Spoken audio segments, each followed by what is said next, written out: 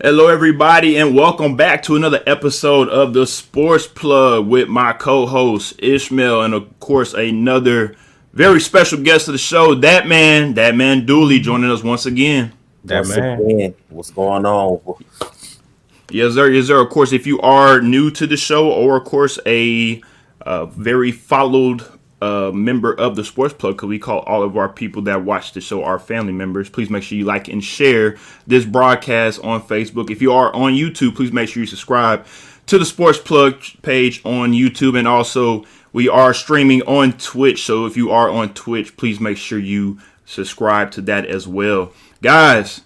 We are finally here. Finally here. Saturday.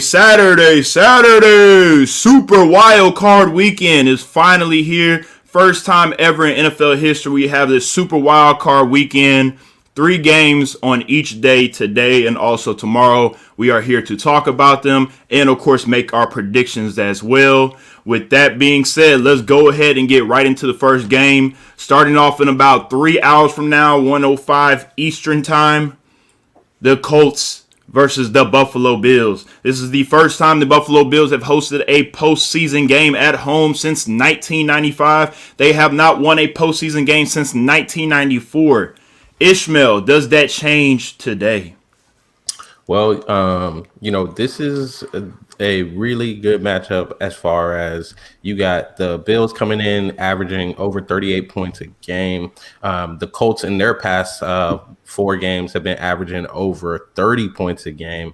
So really the matchup is going to be, how do these offenses do in this Buffalo weather today? Are they going to be able to continue to do what they're doing? You got Buffalo, who's obviously top 5 in passing offense. I believe they're the second best passing offense, second or third best passing offense. And then you've got the Colts, who have a sneaky, really good run game. Jonathan Taylor has been toting that rock for them. So I'm looking at this matchup. I'm looking at this game, and I'm really thinking to myself, which defense do I see stepping up? Also, I'm looking at Josh Allen and this Buffalo offense, and I'm saying, are they going to continue to be able to pass the way they have all season? Because the NFL is a passing league, but we all know when it comes playoff time, the team that can run the ball better is a team that can win. So with looking at Buffalo's run game versus Indianapolis run game, obviously, you got to start leaning towards the Colts, but I'm picking Buffalo because Josh Allen is playing next level. So definitely going to go ahead with the Buffalo Bills. I'm going to give you all that lead up just to say Buffalo going to win this game. All right, Dooley, what you got? Man, well, I'm just going to keep it simple for the people. I have the Buffalo Bills as well winning this ball game, but my reasons are a little bit different than my man Ish over there. The reason I have the Buffalo Bills winning this ball game is simply because I don't trust Phillip Rivers, okay? Phillip Rivers is a quarterback who has not proven anything in this league. You know, he's proven to be a great or a good seasoned quarterback, but he hasn't proven anything in the playoffs. Now, I'm just supposed to feel like he's going to go. He went to Indianapolis. He takes the Colts back to the playoffs. Now the Colts are all of a sudden headed to the promised lands? Absolutely not. Okay? So, gentlemen and ladies, I have the Buffalo Bills winning this ball game 28-20. Just to cap off everything that my gentleman was speaking upon, the weather for this game is supposed to be 25 degrees, sunny skies. Good thing for the Colts, there'll be no snow. I'll be honest with you guys. I think Buffalo's gonna blow the Colts out of the water. I understand the Colts are good. As a Titans fan, we play them 2 times a year. I understand that. But Buffalo, I think they are on a mission, especially Josh Allen. I think he wants to redeem himself from last year against the Texans game that he low-key threw away with that silly lateral that he had. So with that being said, this is Buffalo's game to lose. This is all the pressure is on Buffalo to win this game. So if the Colts want to pull off the upset, do what you do best, run the ball. Get the ball out to T.Y. Hilton and Phillip Rivers. You cannot create turnovers. If Phillip Rivers create turnovers, it is a wrap for the Indianapolis Colts. All right, let's go ahead and get to the second game of the slate. Rams versus Seahawks. Now, this is, of course, a divisional matchup. In the regular season, they split this series. The Rams are coming off of two of their last. I'm sorry, the last 3 games are coming off of 2 losses of the last 3 games. The Seahawks are coming on a 4-game winning streak into the playoffs. The Seahawks at the moment are a 3-point favorite at home. With that being said, Ish, how you looking at this game? So I'm looking at this game, and obviously there are going to be the quarterback questions in LA. Everybody's wondering right now, is Jared Goff going to start, or are they going to have to go with the backup who played the past couple of weeks? And honestly, to me, I think I would prefer, if I'm talking about those 2 guys, the backup to play, only because of his mobility. If you've been watching the LA Rams, he has played okay, but his mobility is what really stands out. And in the last matchup of these 2 teams in the regular season, the Seahawks were able to stop the Rams mainly because Jared Goff's inability to move out of the pocket and avoid the pass rush. So all that being said, I'm going to choose the team with the best defense because against each other, we have seen that these teams don't score points. Total of the 2 games, the Seattle Seahawks only scored 36 points combined in the 2 games that they played against each other, and the LA Rams only scored 34 points. That being said, playoff time, we're going to run with the defense, LA Rams. And with that also being said, Ish, that also means take the under. The point line at the moment is 42. Go ahead and take the under if you're betting on this game. Take the under. They're not scoring very many points. Dooley? Well, so going back to the quarterback issues, honestly, looking at the Rams defense, they have the number 1 defense in the NFL come this season, which is very impressive. So if you add Goff to that mix and Goff plays well, who knows? So for the Rams, it's kind of depending on the quarterback play. You know what I mean? I agree. Other than that, we're going to also add the fact that the Rams head coach is one of the few head coaches that has Pete Carroll's number in the NFL. Sean McVay has a winning record against Pete Carroll. Yes, sir. Yes. McVay has a winning record against Pete Carroll, which is a beautiful thing. So if Goff comes out there and plays right, I could see the Rams winning. However, I'm going with the Seattle Seahawks for the home field advantage that they have. I mean, no 12th man, but nonetheless still in Seattle. I'm going to go with the Seattle Seahawks, and I think Pete Carroll outcoaches McVay in this game. And that's about that. No. I got the Rams 31. The Rams 31. Yes, I got it a high-scoring game. The Rams 31, Seahawks 35. Okay, yeah, I definitely don't see it being a high-scoring game. I see it being one of those who has the ball at the last 2 drives type of game to pull off something. And I think with that being said, we're gonna have to. For me, we're gonna have to go with history, and I'm gonna have to go ahead and pick Russell Wilson and Pete Carroll because when it is playoff time, we see these guys step up their performance and perform a lot better than what they do in the regular season. There are some games that worried me about Seattle during the regular season that didn't want me to take them as seriously, but they are coming on strong. Winners of the last 4 games in a row coming to the playoffs. And also with the Rams, I've been high on them for the last 4 weeks or whatnot. I was thinking they were going to the NFC Championship game, and I'm pulling on you right now when it comes to making my switcheroo like you did last week. And instead of picking the Rams to go to the NFC Championship game, I think their playoff run ends today only because I'm worried about their running game. Their running game is not as consistent as it was with Ty Gurley, and Cam Akers is a little beat up. He's been beat up all season long. So that's what I'm mainly worried about with the Rams. If they cannot get that running game going, Jared Goff, hey, man, we're going to see if he can pull it off on his own. All right, Wiesenthal, he's checking out on Twitch. He said Seattle by 10, DK 2 touchdowns. We'll see about that because DK have been locked up by Jalen Ramsey since day one. So we'll see about that. All right, go ahead and go to the night slate game on Saturday. Buccaneers at Washington. And Ish, I'll go ahead and let you start this one off, and I'll recap everything after you guys. So Chase Young, he called out Tom Brady. He gets what he asked for. They are playing against Tom Brady. One of the things that I don't see people talking about when Chase Young was calling out Tom Brady is that Washington does have the best passing defense in the NFL. Did anybody know that? Who cares? I don't think people knew that. Who cares? But continue. You know why they had the best defense? Look at the damn division they play in. Continue. They have the second best passing defense. Anyway, Exactly. Like I said, the best pass, because look at those shitty ass quarterbacks they got in NFC East. But continue. Impressive. It's still impressive. Because of Chase Young and that defensive line, that front four gets after quarterbacks. They are able to put pressure on the quarterbacks and help out those DBs on the back end. So this could end up being a very unique matchup if that front four is able to put pressure on Tom Brady. The problem that they are going to have with reports that Alex Smith may not start, this team is 4-1 with Alex Smith.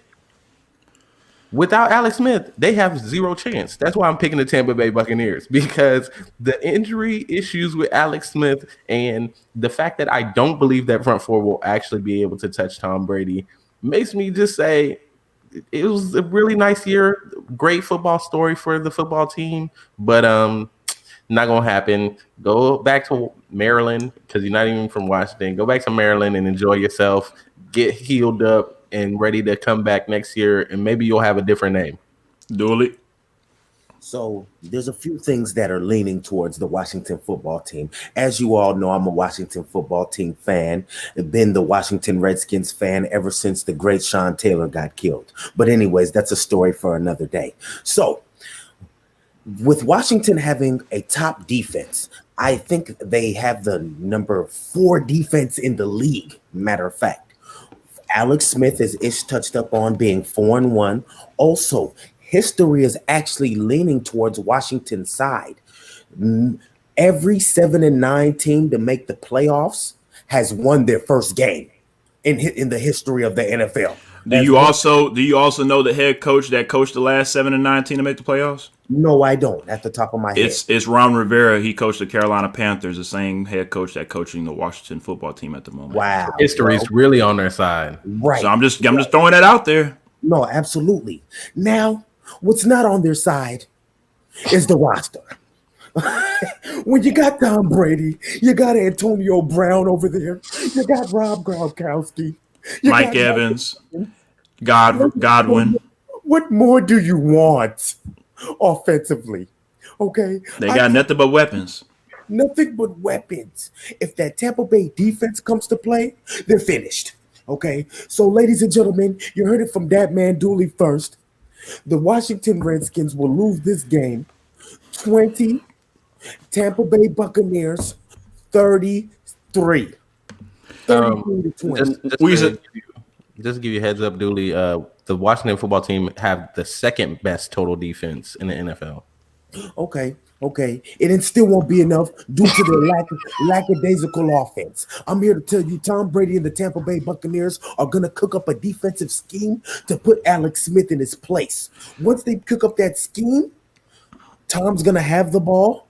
And I'm going to be honest, I don't see, as great as that Washington defense is, they have not faced anybody like Tom Brady this season in the Tampa Bay Buccaneers offensively. Let's just be honest. That's all I'm saying. That's all I'm saying. You know, but once again, the defense is leaning towards them. The 7-9, their history is leaning towards them. And as Ish said, Alex Smith starting is leaning towards them. If those three things, all three of those things need to happen. So Alex Smith needs to start. You know what I mean? Well, I know you're saying he needs to start, and I completely 100% agree. Reports are coming out just 30 minutes ago. Ian Rappaport is stating that because of injury sustained to Alex Smith's calf, it's looking like Alex Smith will not be able to play this game. We have to still wait and see. It is the night game, so who knows? Maybe in 6 hours he feel a lot better to where he's able to play. But at the moment, it looks like they're going to have to start Taylor Heinicke. And if that is the case, look, guys, I understand this is a feel-good story for Washington, just getting to the playoffs, but it is a wrap. If Taylor Heinicke has to start, it's a wrap. They have a small chance with Alex Smith. They have zero chance with Alex Negative Smith. chance. Okay. So with that being said, I also just want to say one more thing before we go on to the next game. The Tampa Bay Buccaneers over the last 4 games have scored a minimum of 26 points. They are getting hot at the right time. They scored 26 points against the Vikings, 31 against the Falcons, 47 against the Lions, 44 against the Falcons. I know they're the Falcons and the Lions. I understand that. But they are getting hot at the right time, and that's what matters. All right, speaking of teams getting hot at the right time, the Baltimore Ravens. They are definitely a team that is catching fire at the right time, and a rematch with the Tennessee Titans in the playoffs. Last year, of course, if you remember this matchup, this was Lamar Jackson's MVP season, and of course, they hosted their first game in Baltimore, and unfortunately, they lost. And the Tennessee Titans went on to went to the AFC Championship game. This year is a little bit different for the Ravens. It seems like, call me crazy, but the Ravens might be a little bit better of a team this year because it's not all of the distractions they have going on. Not worrying about Lamar for MVP, not worrying about big trust, just going out there and playing sound football. And with that being said, the Ravens have won 5 straight games coming into this playoff game. The Titans have won the last 3 out of 4. Ravens are a 3-point favorite coming into Tennessee, which would definitely surprise me because you would think Tennessee would be either be an even line or be a 3-point favorite. Another tidbit as well: the 4 times these teams have played each other, the road team has won the game. So the road team is 4-0 in this series. So with that being said, I'm gonna throw it to you. Ish, what you got for me? Once again, the key to this game, as has been the key to all the games for the Tennessee Oilers all season, is going to be, will the defense stop this offense early in the game? They did a really good job of containing the offense earlier in the season when they met up. I think the largest lead the Ravens had in that game was a 4-point lead. I think it was 14-10 at some point like that. If I'm recalling correctly, that's the key to the game, because if the Ravens are able to get up by 2, maybe 3 scores, it changes the complexity of this game. It tips the balance heavily to the Ravens, and the Ravens will run away with this game. As we have seen all season, those are the games that the Oilers have lost. The Oilers lose games when teams get up big on them. If they're able to keep it close, the Oilers, I have no doubt, with King Henry in the King we trust, they are going to run the ball, lean on their 2,000-yard rusher, and take this team out again. So Lamar Jackson, you're going to be looking at another loss. However, like you said, they have been hot. Lamar has been throwing the ball around. He's been doing the things that he needs to do. They are the number 1 rushing offense, facing the number 2 rushing offense. So it is going to be a run-heavy game, potentially. But I trust Ryan Tannehill's arm more. So I'm going with the Tennessee Oilers. All right, Dooley, what you got for us? Well, that whole soliloquy Ish had, it was cute and all, but here's what the people really want to hear, right? Okay. Here. Okay, so you got Lamar Jackson versus King Henry, obviously 2 of the best rushing offenses in the NFL. What it's gonna come down to is, as I stated earlier in the week, time of possession. If Lamar can keep Henry off the field, Baltimore will win. Let's go back and look at the time of possession at the end of this game. I almost guarantee you guys who has the time of possession is going to win the game. And I'm going to be honest. And if it doesn't happen that way, Baltimore for sure is winning. I'll tell you for sure. Tennessee needs to have the most possession this game. If they want that defense, yes, they do. Because the Ravens can win without having the most time of possession, in my opinion.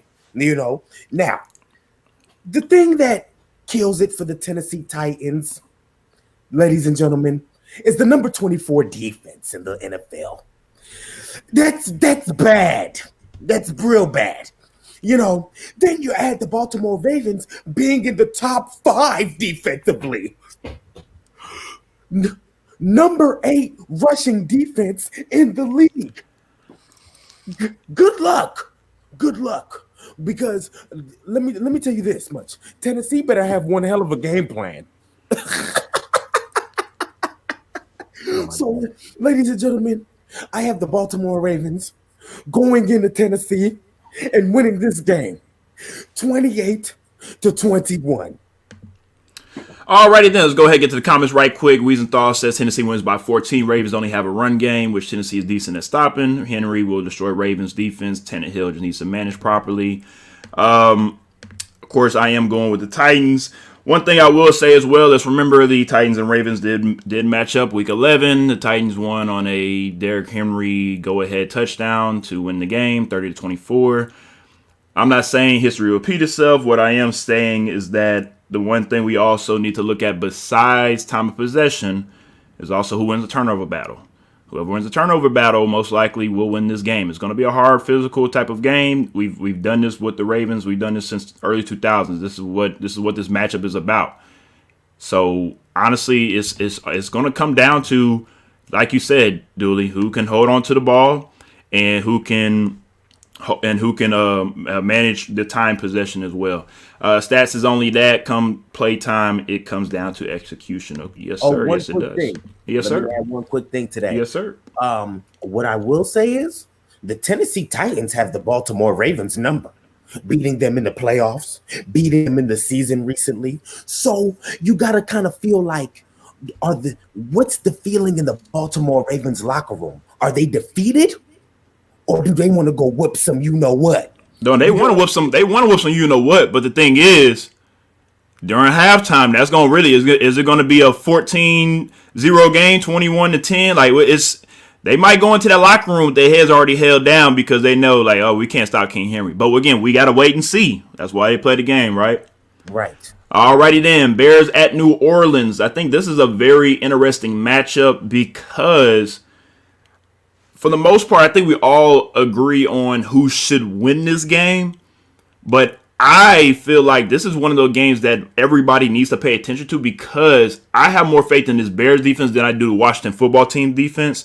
And I feel like this Bears defense can actually make the Bears offense stay in this game and maybe pull off an upset because of Drew Brees and him still coming back from this rib injury. I am still a little worried over since the 3 games that he's been back. He is 2-1, but he also has 3 touchdowns and 3 interceptions. That is not Drew Brees. That is not a Drew Brees standard. That is something that we need to still keep an eye out for. And like I've talked to Saint fans since early this week, I told them for the Saints to have to make it to the Super Bowl. I mean, shoot, not even to make it to the Super Bowl, just to win this game. They have to implement Taysom Hill. You have to get the ball to Kamara. You have to get Michael Thomas his catches because it's no way that Drew Brees is going to do a 2009 Drew Brees and lead this Saints team to a Super Bowl. I'm sorry, but it's not going to happen. You make a really good point there, X, and you have just kind of said everything that I think everybody has been saying about this game. I hear a lot about the Bears defense, about how great that Bears defense is, about Khalil Mack, about how they rush the passer. The one thing I'm not hearing is, one, they haven't had 2 starting cornerbacks all like for weeks now. They haven't had their top 2 starting cornerbacks for weeks. So that's something that, I mean, I think a lot of people who are Bears fans would like to say, if we get our 2 starting cornerbacks, think of how good our defense could be. However, y'all are so disrespectful. Everybody out here is so disrespectful because you hyping up this Bears defense that is the 11th best defense in the league. In total defense, they are ranked 11th. And the Saints got the 4th best defense in the league. So why is it that everybody's hyping up the Bears defense? Because the Bears offense is that garbage. The Bears offense is terrible. They are not an offense that is an elite caliber offense that you think can go out there and win playoff games. That is why everybody talks about that defense. If they had an offense like the Saints, maybe we would be talking about how, oh, well, the defense is okay. You got the 4th best defense in the league, and everybody keeps talking about, oh, well, the other team's defense.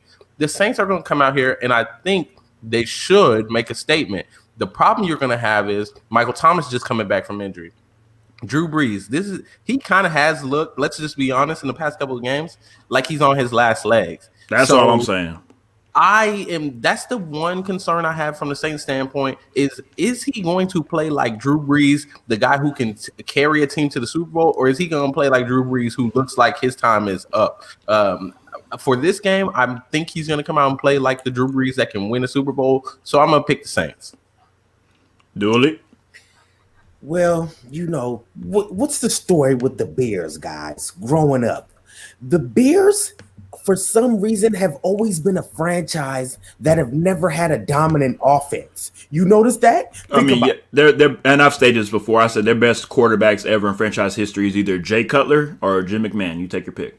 My point. So it's like, think about when they made it to the Super Bowl. McMahon in '85. The Bears were known for defense. Think about when they made it to the Super Bowl back against Peyton Manning and the Colts. It was about the defense. What's his name? Rex Grossman. Mm-hmm. The Bears were known for defense. Lance Briggs, Urlacher, Adewale Ogunleye. Come on. Don't forget Peanut Tillman. Oh yeah. For that matter, Nathan Vasher. Come on. You know. If we start naming all the defensive players that we're gonna do. You know, remember the safety they had, Mike Brown. But anyways, going back to strolling down memory lane. But so it doesn't surprise me here. The Saints are better offensively. The Saints are better defensively. There's nothing to talk about. Well, I got the Saints, this being the route of the weekend. I got the New Orleans Saints 38, the Chicago Bears 10. Now, this is just coming from me. This is my personal opinion on this. The Saints are a 10-point favorite. If I'm a betting man, I will take that because I don't think the Saints are beating the Bears by 10. The over-under is 47 at the moment. I think it's going to be a lot closer game than the experts think. And I don't think it's going to be a blowout. So if you are a betting man, go ahead and take those points. I agree. Alrighty then, let's go ahead and get to the last game of the wild card weekend. Last game on Sunday night. Another divisional matchup, the Browns and the Pittsburgh Steelers. Of course, the Browns just played the Steelers last week to be able to get into the playoffs, to go ahead and see the Pittsburgh Steelers again in Pittsburgh. There's been a lot of chatter from both sides. One quote that came out from Juju is pretty much saying that the Browns are who they are. They're nameless gray faces. I don't think that was trash talking. I think that's what the Steelers are. That's what they do. They call everybody nameless gray faces. I don't think that was trash talking. Both these teams know who they are. They split the series this year. The Browns are coming off the last 2 of the 3 wins. The thing that I am worried about the Steelers, they are 1-3 in the last 4 games. They are not playing their best ball coming into the postseason. But if you have heard reports, the Browns and their head coach, Kevin Stefanski, will be out for this game due to COVID-19. And at the moment, Browns have about 6 players out to COVID. They're still waiting to see if some of those players will be able to come back. And if that is the case, especially with their head coach being out, I'm sorry, Browns fans, but this is going to be the end of the road for you guys for this season. The concerns, I had this playing as a lot closer game until COVID hit the Browns once again. Somebody needs to go and do an investigation into that organization to figure out what's going on in the Cleveland area, because this team has constantly had COVID issues the whole season. And now to be in the playoffs and have these COVID issues pop up, it really just kind of ruins the situation for them, because I actually was leaning heavy towards the Browns after week 17. I thought, that run game is the kind of run game that can make a difference. Jarvis Landry was looking good. Baker Mayfield didn't make too many mistakes in that last game against them, even though they barely pulled it out. I thought that, momentum was on their side. The Browns might just be in the Steelers' heads a little bit. The Steelers coming out talking about nameless faces and all of this, whatnot. But Juju, they just had to have a talk with you because you dropping balls and not doing what you're supposed to do on the field. So he dropping TikTok videos. You about to be a nameless face that's not in Pittsburgh if you continue down the route that you're going. So this man needs to worry about catching these touchdowns, making sure he's catching the ball, because he and all the receivers in Pittsburgh are part of the reason why they were losing all those games, dropping all those balls. However, with all this COVID nonsense and Mike Tomlin being the head coach in Pittsburgh, I'm not a fool to pick against the Steelers playing the Browns for a third time in the season. I just think they're going to be ready. Mike Tomlin's going to have them focused. They're going to come out, and with all of their players playing, they're going to beat the Browns by a clear 7 points, I think, at the minimum. I think the Browns had their chance to really get in the Steelers' heads. If they would have won the game in Week 17 by a lot more, then you can make an argument for they had the confidence. But you barely beat a team that wasn't playing all their starters. I'm sorry, your head coach not going to be there. Steelers are going to win this one, by, like I said, by 7 at the least. Dooley? So when it comes to this game, the Browns versus the Steelers, absolutely touching back up to what you guys were saying, this you guys sitting all their their starters does not help the Browns' case at all by winning by 2 points. You know what I mean? Also, the Pittsburgh Steelers do not have a great offense. Let's just be honest. The Browns don't have a great defense. So let's see who wins that side of the ball. You get what I'm saying? But the side of the ball that's going to win the game is the Pittsburgh Steelers top five defense versus the Cleveland Browns offense. If Baker can somehow win the time of possession, because I'm going to be honest, time of possession, turnovers, this is another game. It's going to come down to it. If Baker can win the time of possession, the Pittsburgh Steelers do not have a great offense. I'm here to tell you the Browns may be able to pull this one out if they can win time of possession. But guess what? I'm not here to tell you the Cleveland Browns are going to win this game. Okay? The Pittsburgh Steelers are going to win this game, and they're going to win this game by at least 10 points because the defense of the Pittsburgh Steelers are going to shove it up Baker Mayfield's you-know-what. Okay? I definitely understand where you're coming from, Dooley. And I agree. It might be one of those games where you have to look out for time possession, turnovers. But if I'm a betting man, again, the Steelers are 6-point favorite. This could get ugly. Go ahead and take that easy money on the Steelers because I know it's playoff football. Still got to play the game. I got that. But it could get ugly. And with that being said, like we said, guys, hey, it is Super Wild Card weekend. Everything officially kicks off in about 2.5 hours. That is our preview show for today. Join us on Monday as we recap these playoff games.